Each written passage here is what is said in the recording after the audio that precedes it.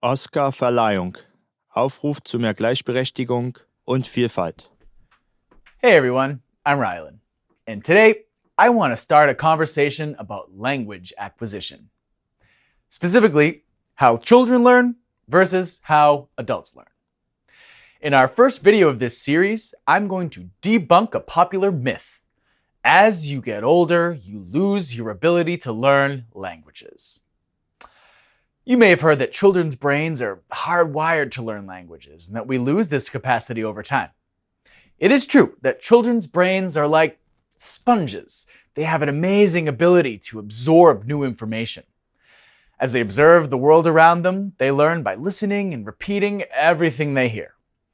This sponge effect does seem to go away as we grow up, but adults have something different. Another advantage that I would argue is even more powerful. So, just what is that something different?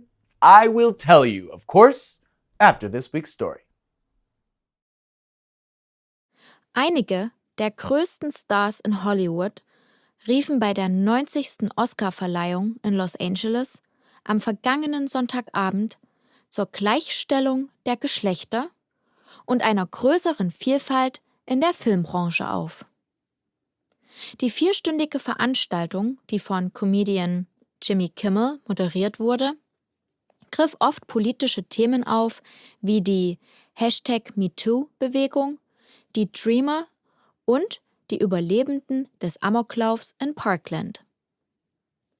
Die größten Auszeichnungen des Abends gingen an The Shape of Water, Das Flüstern des Wassers, für den besten Film und an dessen Regisseur Guillermo del Toro, der als bester Regisseur ausgezeichnet wurde.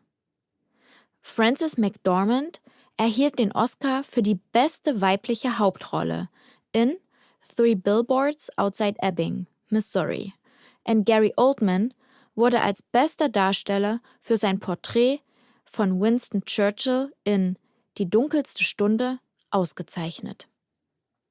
Die Filme Get Out, eine Horrorsatire über eine Beziehung zwischen einem schwarzen Mann und einer weißen Frau, und Call Me by Your Name, ein Liebesfilm über 2 junge Männer, gewannen jeweils einen Oscar für das beste Originaldrehbuch bzw. das beste adaptierte Drehbuch. Der vielleicht wichtigste Moment des Abends war die Dankesrede von Frances McDormand, die sie mit den Worten Inclusion Rider beendete. Inclusion Riders sind Klauseln, die Schauspieler in ihren Verträgen verlangen können. Sie sichern zu, dass Frauen und Minderheiten gleichberechtigt in der Besetzung und der Crew einer Filmproduktion vertreten sind und können dazu beitragen, die Unterrepräsentation von Minderheiten in Filmen zu beenden. Lisa, Jimmy Kimmel und die Moderatoren, die die Preise vergeben haben, hatten dieses Jahr eine schwierige Aufgabe. Sie mussten über die #MeToo und #TimesUp-Bewegungen und die schwerwiegenden Vorwürfe gegen Harvey Weinstein sprechen. Gleichzeitig konnten sie aber nicht zulassen, dass diese Themen die Show komplett dominieren. Und? Was meinst du? Ist es ihnen gelungen, Philipp? Ja, sie haben ihre Sache gut gemacht. Sie haben klargemacht, dass es kein Zurück mehr gibt. Sie haben aber auch eingeräumt, dass es noch viel zu tun gibt. Für mich war der gemeinsame Auftritt von 3 von Weinsteins Anklägerinnen, Ashley Judd, Salma Hayek und Annabella Sciorra, ein sehr beeindruckendes Statement. Das hat gezeigt, dass die Filmindustrie auch sehr gut ohne Harvey Weinstein auskommt. Ich fand es sehr gut, dass ein Video über die Notwendigkeit von ethnischer Vielfalt in der Filmindustrie gezeigt wurde. Das zeigt, dass die Filmindustrie erkannt hat, dass die Probleme über die Gleichstellung der Geschlechter hinausgehen. Es fragt sich nur, ob sich die Dinge auch wirklich ändern werden. Deshalb war die Rede von Frances McDormand so wichtig, Philipp. Sie hat etwas Konkretes benannt, das Schauspieler tun können, um eine größere Gleichberechtigung in der Filmbranche durchzusetzen.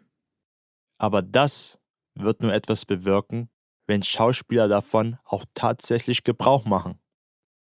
Da hast du recht. Mal sehen, was passiert.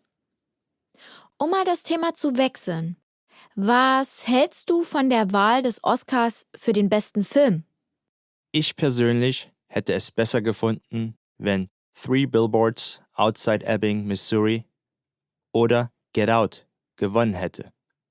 Und du? Ich habe mich sehr gefreut, dass The Shape of Water, das Flüstern des Wassers, gewonnen hat. Das war ein wunderschöner Film. Und seine Botschaft von Einbeziehung und Integration war in diesem Jahr wirklich besonders passend. Integration? Ich würde eher sagen, dass es in diesem Film um Intoleranz und Engstirnigkeit geht. Eine Warnung, die heutzutage ebenfalls sehr angemessen ist. And we're back. So, what is the advantage that adults have over children when learning a language? As we said, kids learn language mainly by observing and repeating. Of course, they also benefit from the attention and the encouragement they get, not to mention all that free time they have. So, don't compare yourself to a child, because learning is their full-time job. Our advantage as adults is that we have developed our analytical mind. We've already learned how to learn. We make comparisons, see parallels, we make connections in our mind. So while a kid observes and repeats, adults can observe, analyze, and repeat. That makes us more efficient learners than children. No offense to the little ones, you guys are doing great. Oh, by the way, don't forget to click like and subscribe. See you next time.